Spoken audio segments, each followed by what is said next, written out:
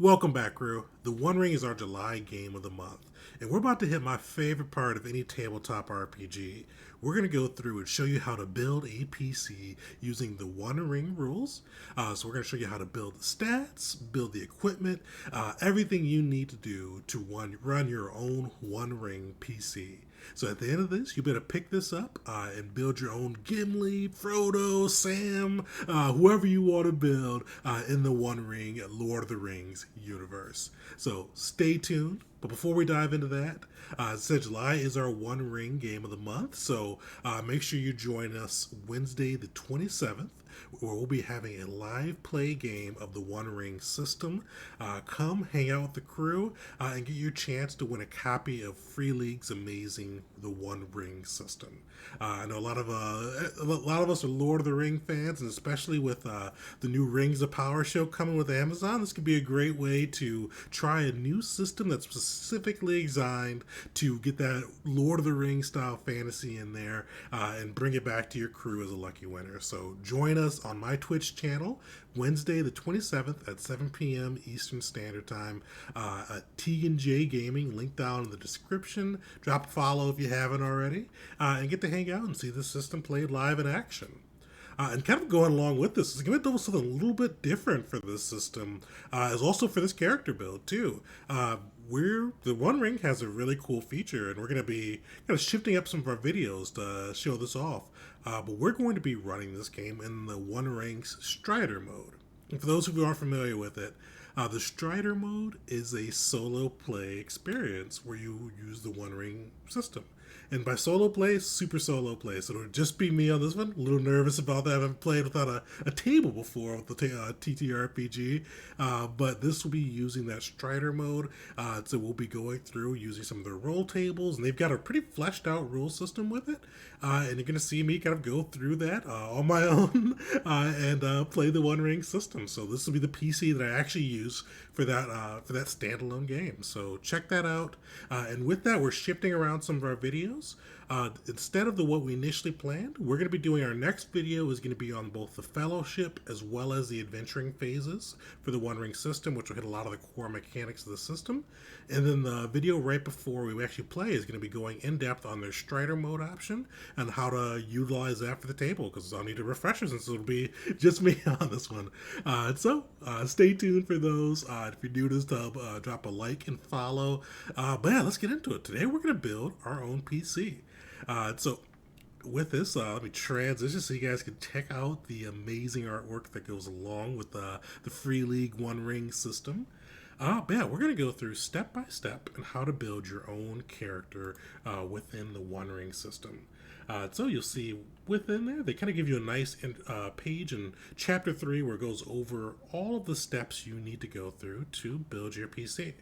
You see they've got a number of different starting races that you can pick from. So you could be one of the Bardings, the Dwarfs of Durin's folks, the Elves of Glendon, the Hobbits of the Shire, the Men of Bree, or the Rangers of the North.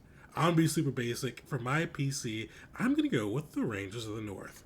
So that's going to be our kind of our starting heroic culture for the PC that we're going to be building.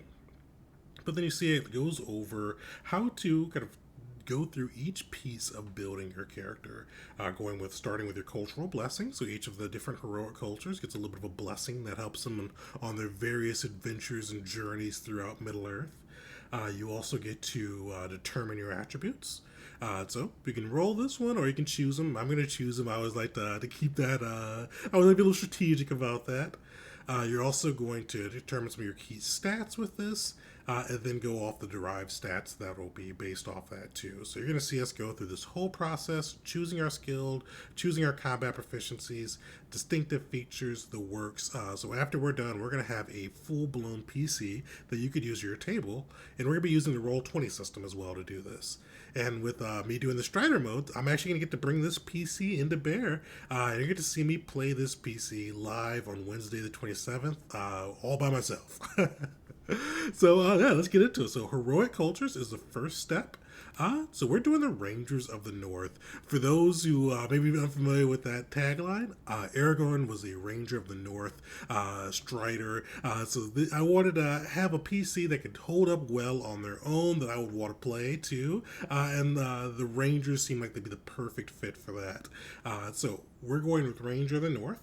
With this, the cultural blessing that you get, some say that the lordship of the folk of Arnor is a thing of the past. Yet the Rangers of the North have inherited the sinews of men who wrested the ring from the burning hands of Sauron. So with that, you get to add 1 point to any attribute of your choice, which is cool. We're gonna be by ourselves, so we need to have a pretty decent stat block across the board. That extra point will definitely come in handy. Also, with this one, you get to the allegiance of the Dunedain. So the Rangers are devoted to fighting Sauron and his minions, and by ancient traditions of war and obligation. This obligation makes it harder for them to put their spirits at ease even when enjoying a respite from adventure. So during the fellowship phase, I'll recover the maximum number of hope points equal to half my heart score rounded up. So pretty cool there. They won't cover too much of this PC, but definitely nice to know. Also with this, we have the frugal standard of living. But yeah, we've knocked that out of the way. Now we get to go and determine our attributes. So with this system, it's a little bit different than a lot of other ones. So when they say roll in determining your attributes, it's not like you're going to be doing a point buy or kind of determining each one individually. With this system, there's only 3 stats: so heart, strength, and wit. So they have different ones you can pick from, and you could roll it if you wanted to. Roll a d6 and determine which one you get. I wanted to keep it a little consistent. So I actually chose the 4th option. So I chose 6 strength, 4 hurt, 4 wits. And if you remembered earlier, we get that 1 free attribute point. I'm going to put that attribute point into heart because I've noticed a lot of my skills were coming from the heart side. So makes it easy there. Now, derived stats. So each of these different heroic culture has different additions to these derived stats. But if you each of the core stats has 1 derived stat from it. So you've got endurance for strength. So with our guy, that'd be 26. Could be 20 plus his strength score. Hope, which is plus 6 to your hurt score. So with our guy, we can put that 1 into his hurt. So it's from 4 to 5. So plus 6 would be 11 for hurt, or 11 for hope. Then you get parry, which is wits plus 14. So he'll have an 18 parry before we get some of our equipment in there. Cool. Now, with this system, a little bit different. It confused me at first. I wouldn't say confused. I want to make sure I had it right. So you start off with skills based off of your heroic culture. So you get all of these skill ranks at the start there. And you can go through a little bit later and assign some additional ones. But these are your kind of starting skill ranks.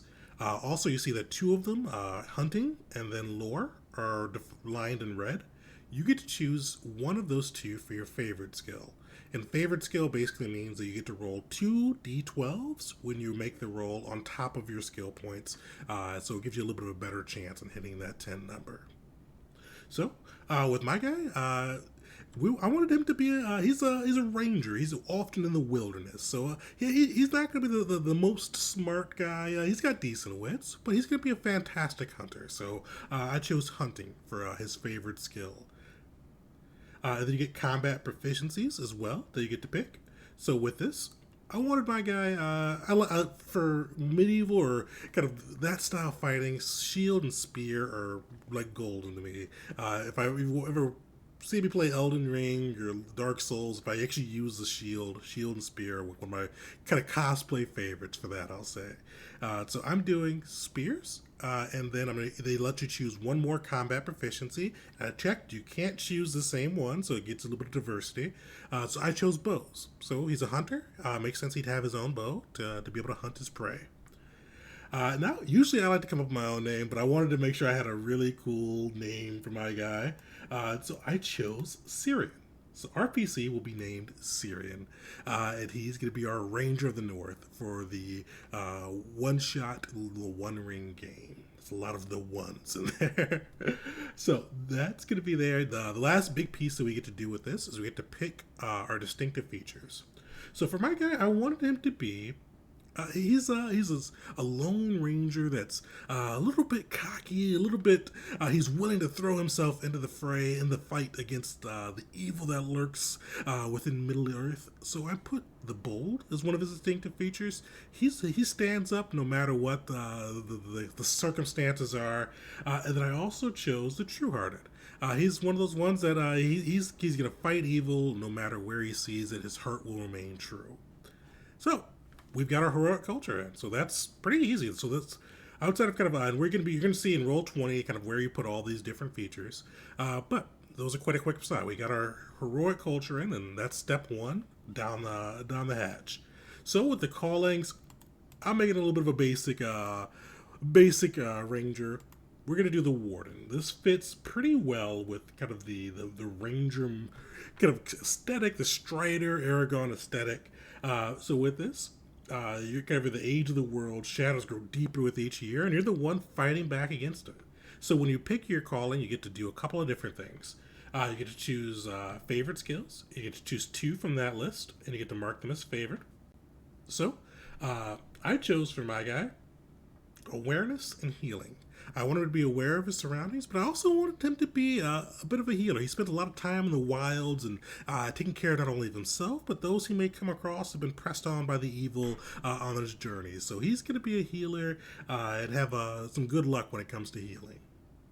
You also get some cool additional distinctive features. So Shadow Lore, you see that does some pretty cool things about knowing what's going on within the world, about the malicious and dark things that may kind of terrify Middle Earth. And you also get your Shadow Path too. And we're going to go into in the Fellowship episode what the Shadow Paths mean and kind of what that means. But each of the different callings has their own Shadow Path. But we got that done. We've got our calling in. We've got our favorite skills, hunting and, awareness and healing. And we're good to go there. Now we get to go to previous experience. So to start the game, because you're an adventurer already, you've had some adventures under your belt, so you know a little bit about what you're doing. And this is where you actually get to choose some of the skills that you have, or at least bump up the ranks that you have within those skills. You see, it's kind of a point-based system. You have 10 points to spend, and you see that skill cost. They vary by the rank that you have within the skill. And then you also have combat proficiencies, which are pretty expensive if you want to bump any of those up. So my guy, I wanted to bump up his spears, one. So he's had 2 ranks in spears from being a Ranger of the North. So I bumped that up to 3. That spent 5 of my points there. I also spent another few points on bumping healing, another 4 points there. And then I also, or another 3 points there, sorry. And then I also spent a few points on bumping up my character's hardened ability. So you can kind of, it's one of those skills, I think that's a wit skill actually, maybe heart, where you can kind of go through and just encourage and embolden allies are with you. So my guy won't have many allies, but he may have some NPCs I throw in there. But I thought that fit Cirion, kind of his personality. He's a loner, but if he does come into a crew, he definitely wants to keep everybody's spirits high. So, we got his previous experience fit. Now we're going to starting gear. So you see with starting gear, you're able to, for war gear, gain 1 weapon for each of the areas you have points in for combat proficiencies. So the core combat proficiencies of this system are spears, bows, axes, and swords. So with my guy, we took spear, and I wanted him just to have a typical spear. So I chose the regular spear. Does 4 damage, injury 14 in 1 hand, 16 in 2 hand, 3 load. And we're going to go into in the next video with mechanics, with the adventuring day and all that, what load means and kind of how that will affect everything. But something you want to keep track of as you're building your PC. So we've got that in there. So we've got a spear. Also going to buy a bow because he's got proficiency in bows as well. So it's kind of different. I said buy, but remember with this one, it doesn't cost money. It's just kind of you start with what your combat proficiencies are. Now, as you move out of the weapon side, there doesn't cost money, but there are standards of living. So with my guy, Cirion, he had a frugal standard of living, and that's going to come into play in this next section. So you see with the mail shirts, the coat of mail, and probably a little zoomed out for you guys. But if you look in there, you'll see there's a standard of living requirements on page 100. So with this, my guy has frugal, which is like one up from the worst. So he's not going to be able to afford a lot of cool stuff. So with him, leather shirt is what we're going to go with. So that's going to give him 1D protection, 3 load. And that's kind of what I was thinking of him anyway. So that fits him pretty well. He's not going to be, he's trekking through the wild. He's doing long journeys. He wouldn't want real heavy mail shirts or coats of mail. The one it got me on, though, is rather than a shield, he's going to get a buckler. And that's going to add +1 to his parry modifier to make him a little bit harder to hit. So we've got his starting equipment. So we've got him spear, bow, little buckler, and then his leather shirt. Oh, and I also got him a helm, too. And the helm could be removed if you like it too as well, but it gives you 1D protection. Sweet. So you've got that all in there. You've got your traveling gear. The other thing that we're going to touch on here, though, is useful items. So each of the culture, you usually get to pick at least one or useful item for your guy. So no culture starts off at poor, but elves and rangers start off with 1. And they go into the next page and just give you some examples of what useful items are. So I chose to pick the balm to soothe pain for healing, because I wanted him to be a good healer. So this is going to be just kind of how he helps heal the ails of both himself and those he comes across. So we've got our useful item. We've got our starting equipment on this side. Unfortunately, you have horses too that you could get, but if you're poor or frugal, you can't afford a mount. So Cirion is out there hoofing it. So unfortunately, no mount for him. But if you get some of the other classes, you may be able to have a little bit extra coin to spend on your own horse. And depending on what type of horse you get, it could be a little bit more effective and not. Sweet, so yeah, we're clipping through this. It's a very easy or quick character generation process. The next piece that you do is you get to pick your starting reward and virtue. So these are tied to your hope and wisdom scores. Valor and wisdom scores. So you start off at 1 of each, and you get to pick 1 point or 1 reward for these. And these can go up. Usually, you get these at the end of an adventure to get a point that you can put into hope or valor. So you start off with 1 of each. So with my guy, I put close fitting armor. You can do either the armor or the helm. So with leather armor, I'd say that's going to be close fitting, so he's going to get a +2 protection for that. Also, with his starting virtues, he is confident. He is one of those guys. He's the bold, Cirion the bold, and true-hearted. So he is going to be one that jumps into the fray, and with that, he has a little bit of a higher hope score with +2 to hope due to that virtue. So now with the company, so initially I was going to wait to do this one, but since I'm the company with this one, we're going to pick out who we're working with. So you get to choose your patron, choose a safe haven. We're not going to do the safe haven or the fellowship rating on this one. Just do it won't really not come into play, but you can go through and usually when you choose your fellowship and choose your patron, you want to do this as a group. So this would be kind of a great session 0 activity, or even if you have a Discord or kind of a means of communication set up before you start the game, this is where you'd want to determine that and kind of work as a group to determine what you want your focuses and agendas to be. But luckily it's just me, so this is going to be the Strider mode, me all on my lonesome. So I picked Galarian, daughter of Duril. I probably butchered the pronunciation. Throw in the comments how it should be pronounced. But with this, it fights the enemy, defend the weak. That seems exactly what Cirion would be up to. You get with this, you get fellowship points as well as advantages that you can apply to your PC or to the situation. And usually those advantages take you spending fellowship points to be able to bring them into bear. Almost a Tom Bombadil, but I still think it would fit for the adventure. So with our patron, you're going to be able to resolve journey events within the old realm of Honor as if in the Borderlands. Choose the meet patron undertaking to receive a rumor. So we'll work that into our adventure. So, yeah, we've got that. We've got our company started. And we're going to be, so usually with your group, you'd want to go through and determine your safe haven and then your fellowship rating and focus. So we're going to go into some of those mechanics in our next episode, but with this being the Strider mode, that's not going to apply to as much. Oh, and fair warning, I have not read the Strider mode yet. I just bought it the other day. So we're going to be doing a whole video on Strider mode. We may be making some touch-ups to Cirion if there are any different rules sets within the Strider mode that apply.